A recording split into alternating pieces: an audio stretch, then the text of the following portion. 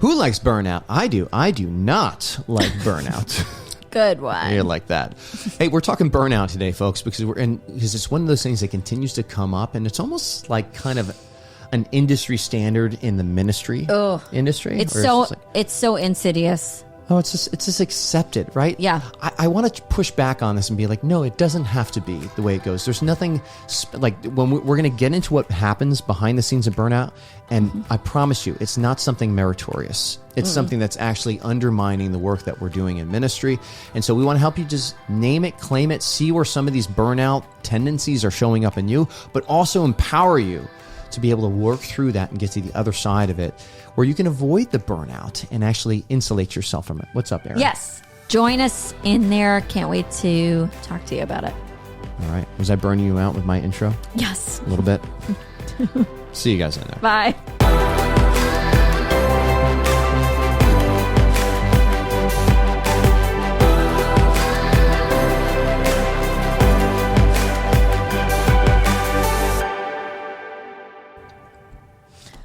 Hi, guys. Hi, guys. Crazy wave. Okay. Hello, folks. Matt Ingold here. And I'm Erin. We are your Catholic coaches for the next half hour to 45 minutes Yes. here with the Catholic Coaching Podcast. Stoked to have you. We're talking burnout today.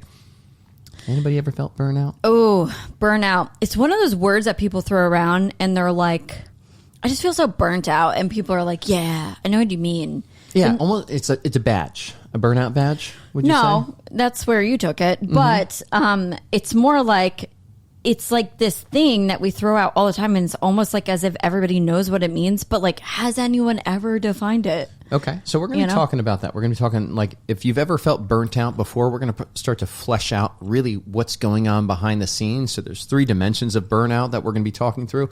And then we're also going to be giving some strategies on how you can address each one of these 3 dimensions of burnout so that you can feel a little bit less burnout or a little bit more empowered or a little bit more in control of what you think is causing your burnout. Because there's a whole lot of drama that's going on behind the scenes. It is pretty traumatic too. Yeah, so you can stop playing the brain drain game, right? The blame game, and just moving into this. So we always like giving you opportunities for a reframe here as well with your approach to burnout. When I think about ministry professionals and burnout, I think that this has become like an industry standard. Like it's something that comes with working in ministry, right?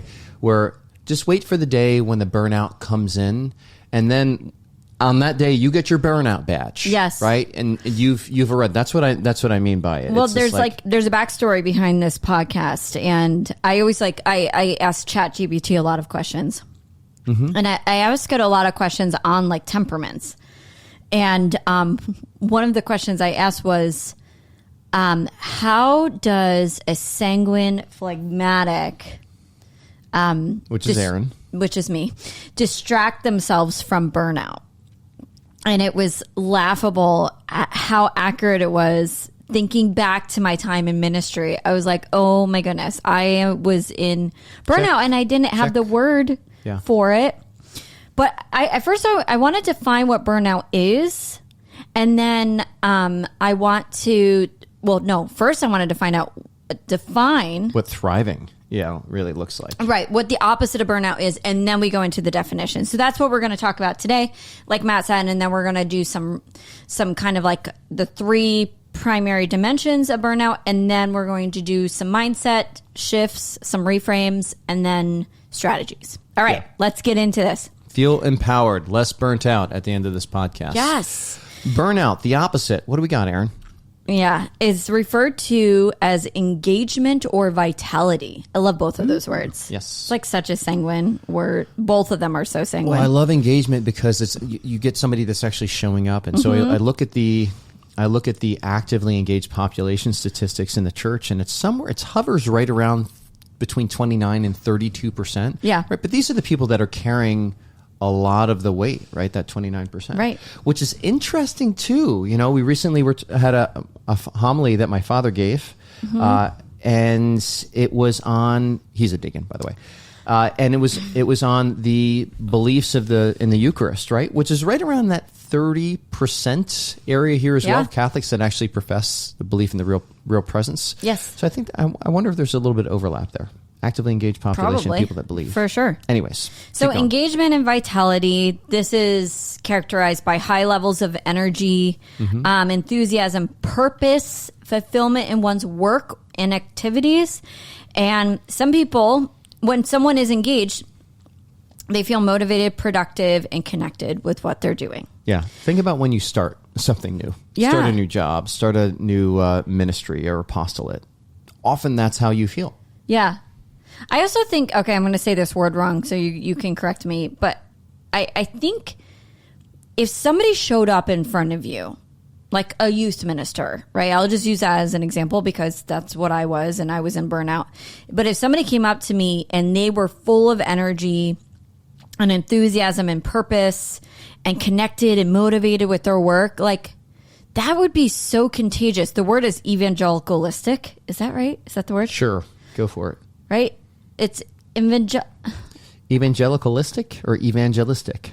That's it.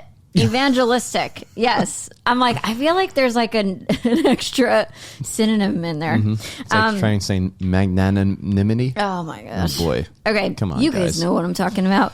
But I just feel like that would be so like such a way to evangelize to people. And here we are in the church, and guys, like you were saying, this is like an industry standard. Like for people who are in ministry feeling burnt out. Like the very fact that you are burnt out, you are covering your light under a bushel basket. Aha. Bring that one in. So all right. The definition of burnout, on the flip side, is the state of chronic physical, emotional, and mental exhaustion caused by prolonged and excessive stress.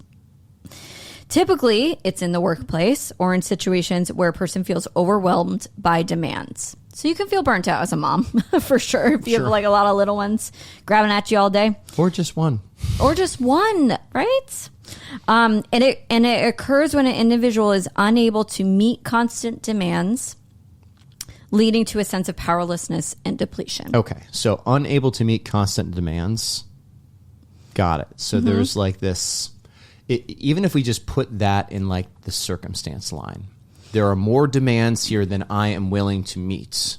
Okay. And I'm kind of leaning into a little bit of the reframes here already. What do you mean by circumstance line? Okay. So like you could have this thought in your head. There's more here demanded of me than I am capable of meeting. All right. And that could be something that is a source of real powerlessness. Or it could be like, okay, let's just say that's the fact.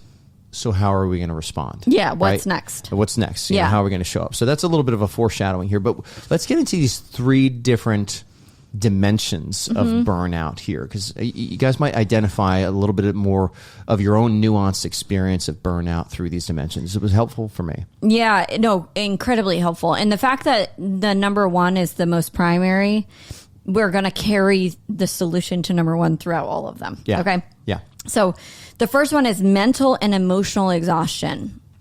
I do think depending on your temperament, it leads to physical exhaustion. But for my temperament, which actually the ways that I would like distract myself from it, I would like sleep more. So I actually wasn't physically exhausted. So I think that's actually like a determining factor here. It's not always physical exhaustion. And I want to lean into that a little bit because I think a lot of people automatically think it's physical exhaustion. But the root of it is mental and emotional exhaustion, which means it's you're being mentally and emotionally drained, overextended, and fatigued. All right. I want you to separate physical exhaustion from that. Not to say that that's not a byproduct of it. Sometimes it is. Sometimes it's not. Yep. But there is this feeling of heaviness, of drain, of kind of a mismanagement of the mind. There's a little bit of lack of custody. When you are feeling overwhelmed by your emotions, I don't ever want to say you're wrong for that. You know, it's a beautiful part of our humanity, our emotions are. But it is an indicator that your mind is all over the place too.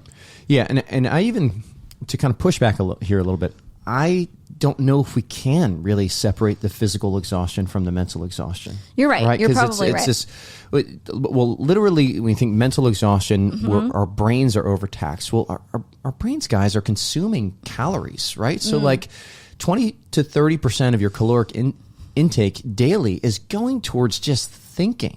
Yeah. Your brain operating. Okay. And so when you're thinking through, the studies show that when you're thinking through, like, you have a lot of decisions in front of you and your brain is really engaged. Yes. You're going to move from 25 to 30% of the caloric intake is going to be consumed by your brain. Well, geez, I'm not going to the gym anymore. I'll just run a business. Which takes a lot of decisions. But so that's going to take some, it's going to be exhausting, right? And so even the importance of sleep, I took my neuroscience course over at MIT recently, and that importance of sleep is so essential to have high functioning cognitive capacity of your mind. So you're saying they're interconnected. There's a link. Yes. Okay. Great. Yes. So there is a link. I just wanted to make the distinction. Yeah. Now, you may be doing an activity that's more physically taxing, and that may lead to more physical fatigue than, say, just the mental fatigue. But it's still a fatigue that you will realize. And folks, you're going to need sleep, right? If you have a lot of decisions in front of you, you really need to prioritize sleep. You need to prioritize hydration. You need to prioritize your focus and get into strategies. All of these things. Yeah. I think, but that's a really interesting point, because when I was a hairstylist, it was a very physically taxing job. Yes, Believe it or on your not, feet all day, standing all day. You're lifting, you're blowing hair out. I had the best arms when I was doing it. Anyway, but so it's physically taxing. You're exhausted, and after an 11-hour day, you're like those were my long days. So I was physically exhausted. It is a very different exhaustion from when I was doing hair to now when I'm running a business and I'm not standing all day, but that decision fatigue, the whole, like, there's a responsibility for your team and management and all that stress that comes in. Definitely more of this piece here. And we just have a small team. Yeah. Yeah. Mental and emotional exhaustion. Yeah. For sure. But there's a lot of these just thoughts from this mental exhaustion place that can pop up. And maybe you guys can identify with just some of these thoughts. And it often shows up in these thoughts that are like, I have nothing left to give. Or I'm drained. I'm giving from a place of depletion. This job demands more than what I expected. What else, Aaron?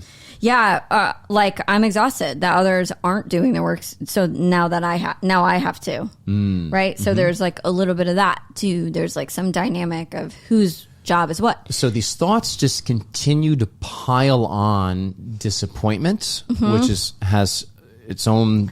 It can impose some exhaustion on us, even right? some regret. Yep. But I'd see a lot of overwhelm, right? We know Stress. that formula for overwhelm is there's too much X, not enough Y, right? Yeah. There's many demands. We even said before, too many demands, not enough time, not enough energy, not enough people, not enough volunteers, not enough well-catechized people or well-formed formators.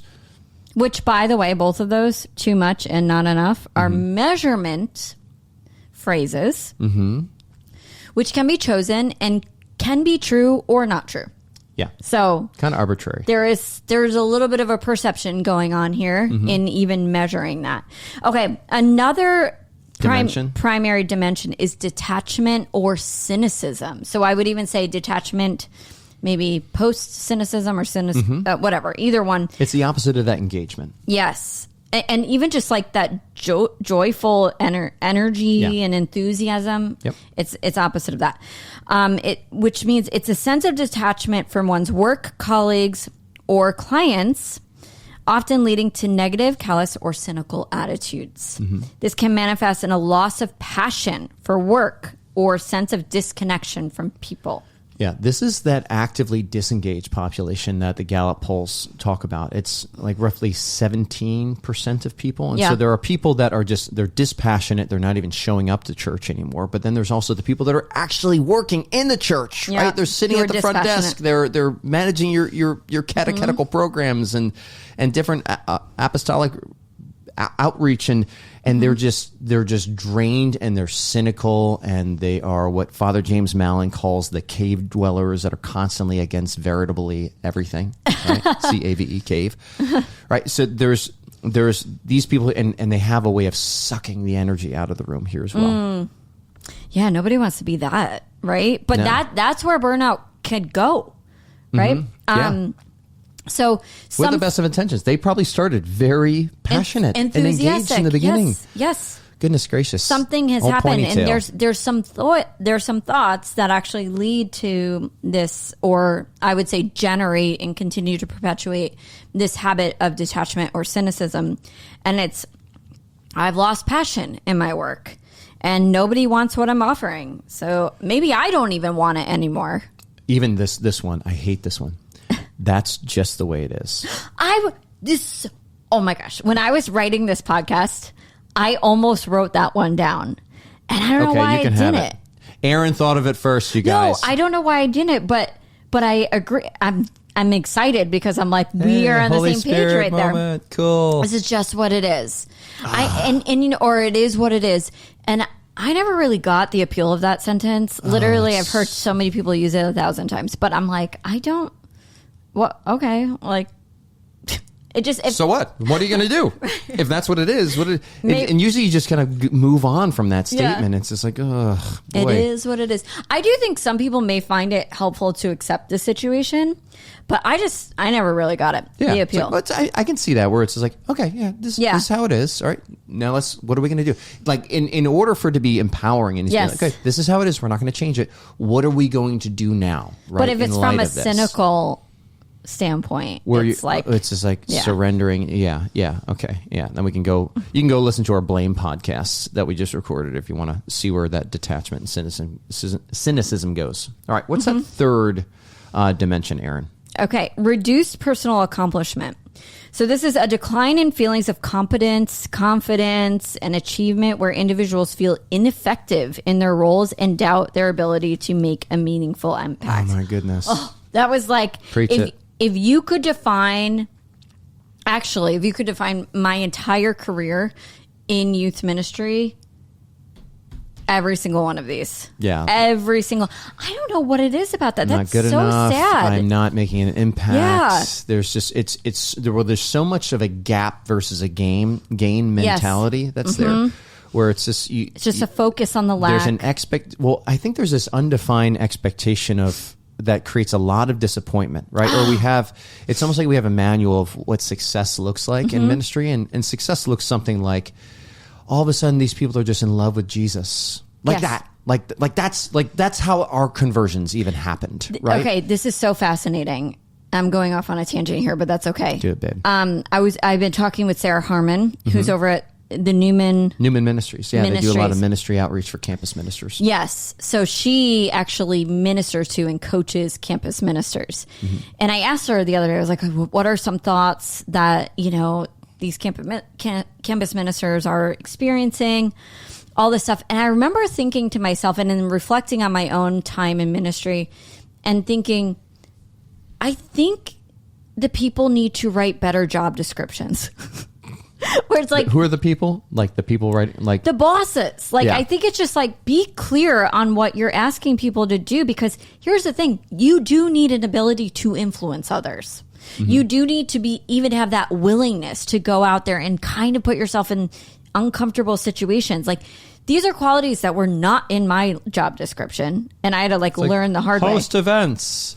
Teach catechesis. Yes. And you're just like, oh, okay. And this image you have in your mind is all these kids showing up that want to learn about Jesus. And then you're telling jokes and they're like, oh gosh, the phones. The hilarious. Phones. Yeah. Yes, but that's not how it works. Anyway, so some thoughts that lead to this reduced personal accomplishment are, I'm just not good enough. I'm not making the impact that I thought I would or wanted to. And guys, it's just,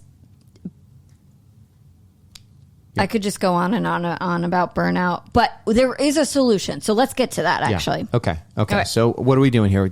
So we've got each one of these dimensions. You're going to strategy for kind of overcoming the mental, and then the detachment and cynicism, and then the feeling of, being ineffective and having no impact. Yeah. All right, let's do it. Yeah. And each strategy too, some of they all have mindset strategies, but some of them have extra. So, Cool. All right. The first problem, mental and emotional exhaustion. Guys, I said this before and I'll say it again. Your emotional exhaustion, your mental exhaustion comes from just this lack of there's a mismanaged mind there somewhere. I remember one of my first mindset coaches said, our brains, when they are not managed, are like toddlers running around with knives. And I'm like, that's very accurate feeling, actually, to me. Just running around, destroying things like left and right. And we just want to kind of like gauge, maybe take the knife away from the toddler, put it up on the counter, and like point them in the right direction, right? And we can do the same thing with the way that we think. Yeah, and we're approaching this from really a mind management standpoint. Yes. So we're still saying that, yes, there is such a thing as you haven't gotten enough sleep. Yes. And you need to go to bed. Yep. Or you haven't eaten anything and you need to eat something. Yes. Or like you're dehydrated and you need to drink something. So like don't think that that you're just going to mindset your way to having a full stomach and 8 hours of sleep. Yeah. All right. So those things, yes, we do have to take care of those things as well. Yeah. And another piece here is it's mindset, it's mental management. That's a piece of it, because we always say this, and if you're new to us, welcome. But thoughts lead to emotions. So what you're thinking, you will feel a certain way. Okay. So to get to the root of it, we want to find out what the thought is. But there's also this other habit that I think shows up here and is a little bit of like, it's like hidden a little bit. And it's this desire to resist and push down real emotions. Okay.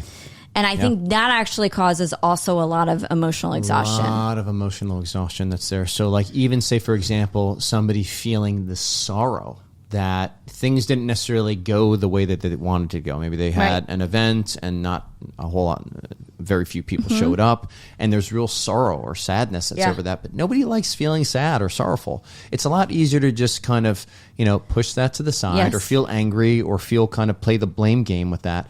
But when those emotions aren't dealt with and they're not processed and not really presented to the Lord, because the Lord is allowing those nobody to show up to your events, and right? It's appropriate to feel sorrow. Yeah, like there's this kind of like, or even disappointment. There's so much energy that kind of keeps getting dedicated to that. I think of it as having like a bunch of computer programs that are running behind the scene that are really taxing your modem, while at the same time you're on the whatever website you're on at the moment, and you're just like, why is my load time so slow? Yeah. And it's just like, because you have a bunch of stuff that's working behind the scenes, and you're not giving it the attention that it needs to be able to close it out, and so you can move on and get some closure. Yeah. I mean, I think another analogy here is, and you've used this, it's like putting your foot on the gas and the brake at the same time. Sure. Yeah. And that's exhausting to your car, to your brake pads, to like everything. That's going to exhaust the vehicle. Yeah. And this is even like the choleric. I remember you looked into it. We were talking about this, the way that cholerics will distract themselves from feeling that burnout is they'll kind of suppress emotions. Yes. All right. And just kind of move on. And like, we'll use language like, I'm just compartmentalizing this. And that can be helpful, right? But compartmentalizing isn't a permanent solution, right? Yeah. I mean, it may be fitting where it's just like, okay, in the next 2 hours, I need to kind of set this thing to a side, and then I'm going to come back and deal with it. But if you're not coming back and dealing with it, it's going to be dealing with you. Yes. Yeah. Okay. So we have a couple strategies. Feel your emotions, like allow them to come out. Maybe not in front of everyone and like in a reactive state, but like bring them to the Lord. Lord, I'm tired. I'm disappointed nobody came to this. Lord, I regret taking this job. That's an emotion, and you can bring that to him too. But let's look at this one thought. This is one of the thoughts. I just chose one, and we're going to give it a quick reframe. But this thought, I've got nothing left to give. There's so many ways we could go about this. Okay. It's kind of, there's a universal term in here that we could question a little bit, like nothing left. Like, really? It's like, I have very little left to give. I mean, that creates a different image in your mind where you're like, it's still there. The energy source is there. But a way that I want to take this another route. But first I want to find out where this thought leads. So I've got nothing left to give. How does somebody feel when they think that? Powerless, depleted, exhausted. I was thinking this so much around with Avila too, with our daughter. I was like, I remember there was just like a phase. I just kept thinking, I got nothing left to give. Like you would say it. I feel touched out. Like it was just like, anyway, and it was probably sparking one of my motivators, my natural motivators, which is meet needs. Like, so I was seeing all these needs that needed to be met. And then I was like, and then I would be tired. Okay. So I was feeling depleted. And then what I would do is I would look for evidence to support that there is nothing left. I would just like support that. I would focus on my own depletion and exhaustion and not actually focus on the fact that I was still standing and like not in bed and like, falling over or asleep on the floor. Yeah. Was there any prayer in that? No. Okay. Like, oh Lord, help me to come. Yeah. No, none of that. Yeah. No. What actually helped me get out of this, so I'm going to give you guys a quick reframe and take it or leave it. If it works for you, great. If not, come get coached in our academy on it. But my quick reframe was what I call an add-on thought. So it's like the thought still exists. I'm not really fighting the thought itself and being like, that's not true. But I'm just like, okay, I'll allow that thought. I've got nothing left to give. And God works best through my exhaustion. Both are true. Both feel very true, actually. Some of those times where I have been on like 4 hours of sleep and I just pray, Lord, I'm giving this time to you. Just work through me. I don't have any resistance. I don't have much energy for even pride to get in the way. Like I'm an open vessel. I mean, incredible things have happened. So I have a lot of evidence to support that. So I just added on to the end of that. And guys, that is true. I mean, really, God does work best with our emptiness. One of my favorite scriptures is 2 Corinthians 12:9. And it's just, in our power, his power is made perfect. In our weakness, his power is made perfect. Yeah. Yes. So it's just, I don't know.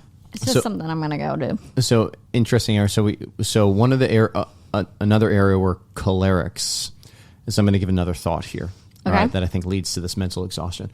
One of the other ways that cholerics can distract themselves from burnout is by just working harder. Yes. And leaning in. Yeah. And so the thought that comes up for me in those moments are, there's always something more I could do. There's always something more I can do. Is that a helpful thought or not? Oh, it's not a helpful thought at all. I mean, when you're in burnout, in the midst of burnout, because it's not true. There comes a point where you are. If I was an infinite being, then I could say that there's always something more I can do, but I'm not. So it doesn't acknowledge my finiteness. Yeah. And so it doesn't really honor my humanity, and it will incline me to kind of just objectify myself, right, and treat my and not really honor myself. But at the same time, it has a way of making an idol out of myself as well. So it's like there's always something more that I can do, and so there's a lot of self-reliance that's wrapped up into in that situation, which again is not inclining me towards a relationship with God. It's inclining me to rely more on my power, which is going to lead to more of the burnout. Yeah. So how would you reframe that? Honestly, I go with the opposite. Like at some point, there's nothing else I can do. Like there may be something more I could do. Yeah. Okay. So I'm a finite, but I'm going to allow myself to be a finite being too. Like and where I have found a lot of peace with is say, hey Lord, this is my 5 loaves and my 2 fish. Yeah. This is what I got. It's like permission to not do anymore. Lord, maximize it. Yep. Right? And if it's from you, you probably will. And if it's not, I had a lot of resistance to that for a while. It's just like, no, that's such a lazy attitude towards it. When it's just like, which is another thought you could get coached on. Right. Yeah. Right. There you go. See, it's the cycle of mindset coaching. Let's jump into this next dimension here in terms of the cynicism and the detachment. Yes. Okay. So detachment, once again, it's just you are detached from your colleagues, your work, your clients. Disengaged. You're kind of negative, callous, cynical, some of these attitudes. And you've lost passion for your work. Okay. Mindset strategy here. There's going to be mindset strategy and then additional strategy for this one. So the mindset strategy here, I captured the thought, I've lost passion for my work. All right. Which means you start to feel apathetic, also kind of powerless a little bit there. Yeah. And it might come in the way of saying like, I'm just not as into this anymore. Yes. Right. This is kind of like past. I'm kind of over this right now, as if we're completely powerless in terms of engaging passion. And this is, guys, by the way, this is how marriages fail too. It's not just with work. People are like, I just grew apart. I just don't love them anymore. I'm like, you do know love is an act of the will. And in this case, it's also an act of the will here. Now, we also want to give you full permission if you decide in full clarity, not from a place of burnout, but in full clarity, you want to move on to something else, please go ahead. Take that permission. We're not saying to not do that. Not in marriage necessarily. Oh, yeah.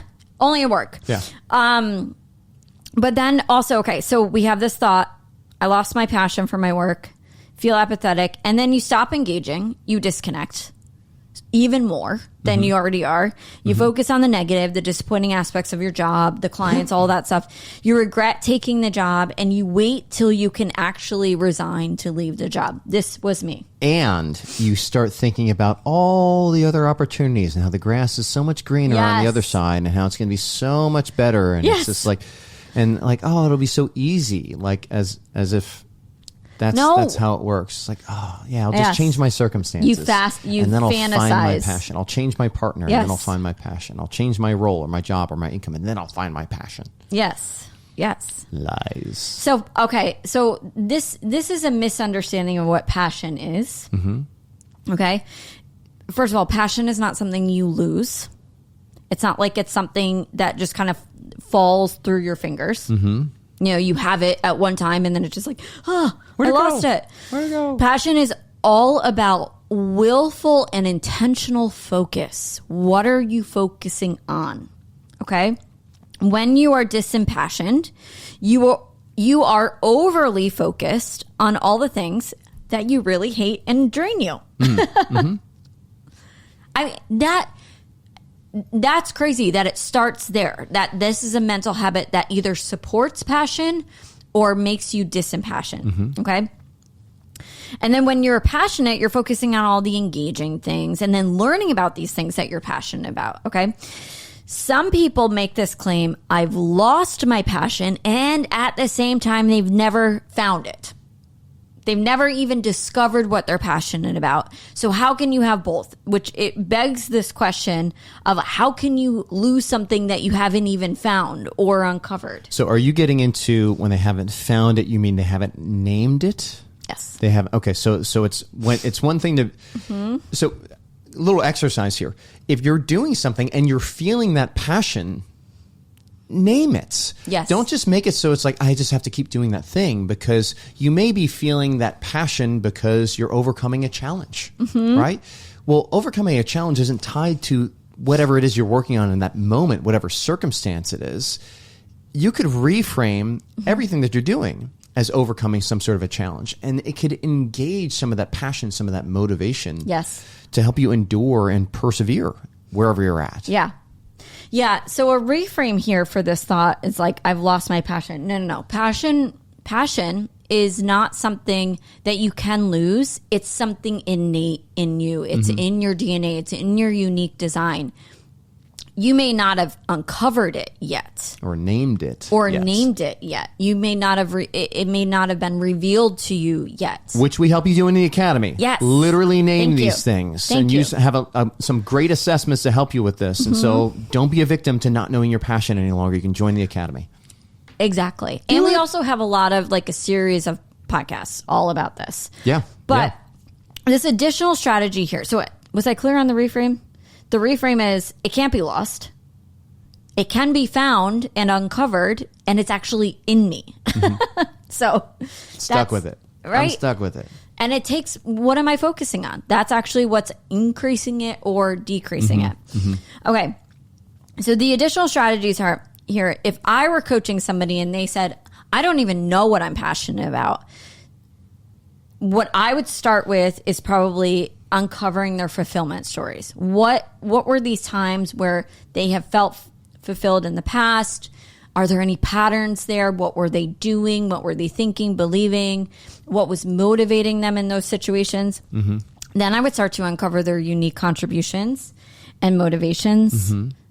And then their interests, their actual personal interests and aspirations, core values, problems they're really great at solving. Anything else you want to add to that? No, just like the areas of giftedness, even their charisms that they might have. Yes. Like, okay, because when you guys are living in your strengths and in your natural motivations, you are enthusiastic. You are energized. You are actually engaged. Like you really care. And the reason you really care is there's nothing better than feeling like a gift. Yes. Man cannot know himself except through a sincere gift of self. The fulfillment of us being humans, right? Yes. We go self-aware, self-mastery in order to be self-gift, right? And so we are at our peak of our human potential when we're offering ourselves as a selfless gift to somebody else. And by being able to name these things that we're passionate about or the desires that we have to change the world and be a gift and leave our mark on the world and bring our gifts and our challenges even forward here. Those are they're engaging. It inclines us to show up as gifts. And then there's a fulfillment that is automatically attached to that because we're singing the notes in heaven's song that God has given us to sing and make visible to all of humanity for all of history. Yeah, no big deal. But you can learn how to do that in our academy. Or you can just think passion is something that you trip over, right? Yes. Something that just falls into your lap and then it falls out of your lap. Good luck. Have fun with that. That was me. And you guys are in good company. I thought passion was a thing that just kind of came with the wind, and I could catch it or not. And I did not realize that I could intentionally focus on certain things and learn certain things about myself. And actually, in response to that, learn way more about God and why he put me here. It's just, I mean, it's so all-encompassing. So come check out the academy. Come learn about what actually you are passionate about. I can't tell you how many people I've coached who are just older than me. And I'm like, how have you gone through your whole life and nobody's asked you these questions? Yeah, and here's the thing. If you don't do this work, you will continue to look to outside circumstances to tell you how you should be living your life.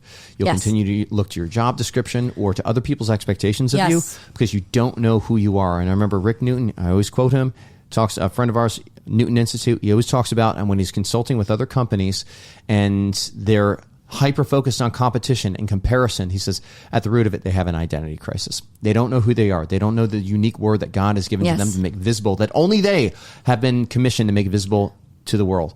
And guys, like when we can start to do that work, that's when we can actually start to show up as body of Christ. We can claim who we are, and we can also make space to really acknowledge and receive the gift that other people are. And a side note here, too.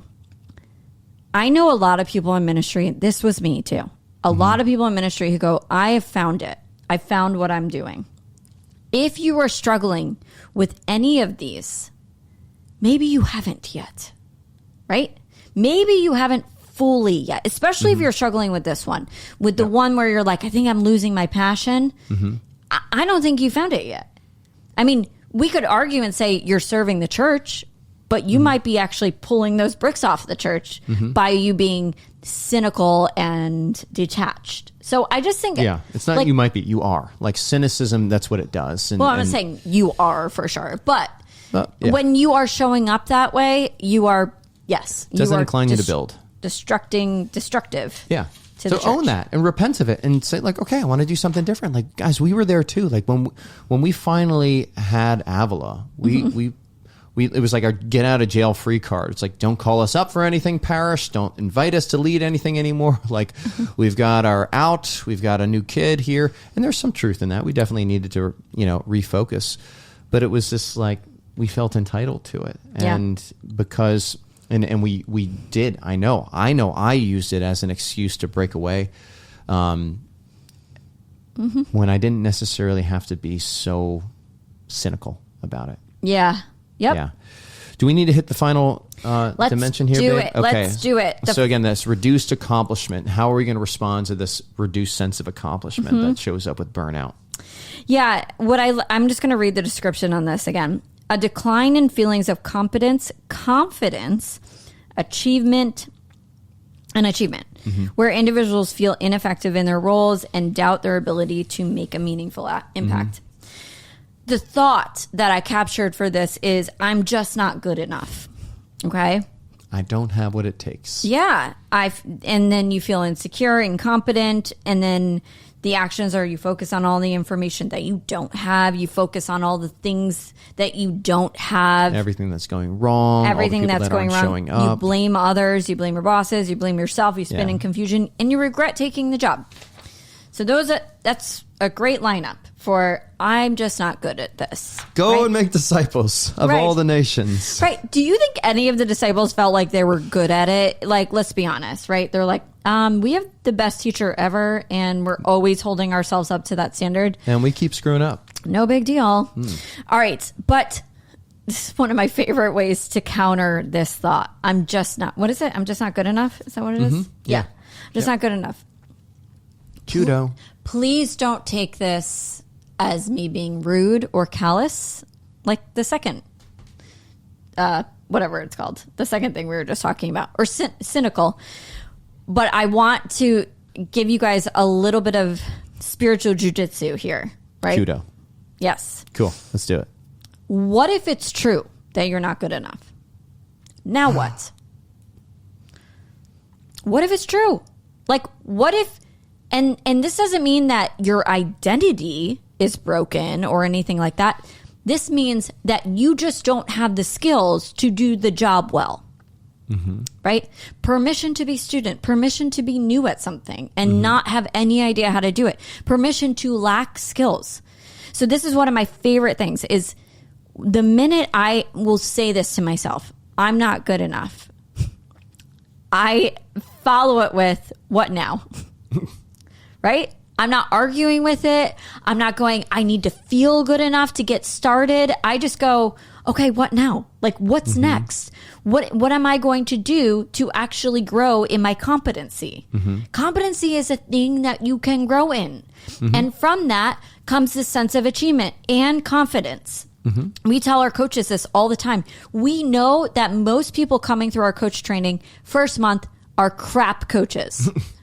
We know that they're probably crappy all the way till like month 3 until it starts to sink in a little bit, right? And we say, look, you're not going to feel like a great coach probably most of this time. We just have fun with it. We embrace it. It's just like, hey, let's just embrace the discomfort, embrace the suck, right? As we'd say in the military. It's just like, just embrace that as part of the journey. And if you want to skip over that, you're never actually going to arrive at the place of confidence and competence in terms of a coaching, for example. Like this is just the currency of growing in confidence and competence. Yes, exactly. And I think that's so helpful. So it's like, I'm not good enough.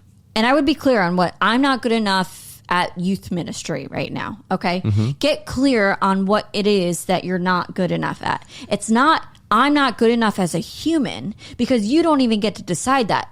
God did, right? The fact that you exist, he goes, you're good enough. I made you come into existence, and I'm thinking about you all the time to keep you in existence. So God thinks that. We're not going to really argue with them on it, right? It's not really up to us. But in this case, it's, I am not good enough at this particular job. What do I choose now? So you have a choice. You could take it personally. You could spin in the mental and emotional exhaustion and then continue to feel burnt out. Or you could actually get better at your job and grow in skills. So the choice here is huge. Do not overlook this step here. You got to choose this. I can't choose it for you. You can't should on yourself either to choose it. Just be honest with the Lord and be like, right now, I kind of want to take this personally. Lord, tell me what you're revealing to me about this. Or it's like, I kind of want to get better. All right. Yes. But the minute you go, I want to get better at this, it starts to become tangible, and it's not all this spinning. I'm confused. Where do I start? All this. It's like, okay, what does a youth minister do? Well, they're really good at, they probably have to be good at like hosting an event. I'm sure there's like an online course in Udemy that's pretty cheap that I could learn how to host an event there. Or I could reach out to somebody else. Or I could reach out to someone multiple else. people, Yes. tons of people, and or go to a conference and make these connections and build up. Like talk to somebody else in the parish that maybe has those gifts. Like every parish. I'm going to talk specifically of parishes. I believe this is just a theory, but I believe that every parish, God has brought the people needed for that parish. Yes. And all the gifts in those people needed for that parish to thrive. Yep. All right. Now, thriving may not mean that you have like this overflowing, financial resources. It may mean that you're just kind of, but like thriving does mean that you're producing fruits that will last. Yes. Spiritual fruits that will last. And there's conversions that are taking place and ongoing metanoia that's taking place, and people are growing and they're clinging to the sacraments. There's spiritual growth that's taking place. Yeah. Done. Yes. Yeah. So the mindset shift here is, I'm just not good enough. I'm just not good enough at this right now. What am I going to do? What's next? What am I going to do? Right. So that's the mindset shift here. Even like the I'm not good enough and I'm not supposed to be. Like I just got started. I love like that comes up all the time with my coaches. My clients are just like they're like feeling that pain of not being excellent at something that they just started. Right. And you're like, so what? Like, it's also illogical that you think that you would be good at this. You know, this is Avila too. I feel like we're always coaching her on that. And me. Okay. Own it. Yep. Cool. So that's one thing here, but the additional strategy is skill development. Like, this is how human adults learn is skill. Like, this is how they learn skill development. They learn it through theory, not through just information alone or theory alone, but it's theory coupled with actual practice. So it's like putting it into a practical exercise and immediately and being uncomfortable while doing it, because your brain remembers things when you're uncomfortable, remembers things when you're feeling afraid a little bit. So you want to feel like afraid and a little bit of excitement and a little bit of like that dopamine from learning. It's like the perfect cocktail. But you get your passion engaged here as well, because then you get that nice BDRM, brain-derived neurotropic, whatever. Anyways, it's stuff that makes synaptic connections stickier in your brain, right? When you're passionate, by God's design, when you're studying something that you're passionate about, you retain more because you create more of this neurotropic binder. I'll call it that. We'll call it brain glue. Trying to sound really smart. That's the official. That's the official name. Brain glue. Brain glue. Get more brain glue. So yes. So you want to develop skills through practice, not just intellect, guys. Like, I'm sorry, if someone puts a program in front of me one more time and it's just information, I'm like, I'm not going to learn that. Because if there's no way I can actually practice it immediately, and if you give me a practical application... Well, it's not learning. It's not like learning changes behavior. Learning. If there's no change in your behavior, you've learned nothing. Yes. So there needs to be some sort of a practical application of it. Otherwise, it's just... It's just knowledge, right? And yes, knowledge does have the ability to change our perceptions of things, and then that inclines us towards a behavior change. But oftentimes there's a missing step or missing, like, and this is why coaching exists, quite frankly, you guys. Yes. And why we're reaching out to a lot of these intellectual formation houses and be like, hey, do you want us to help your students take this message that is amazing that you're giving from their head to their heart?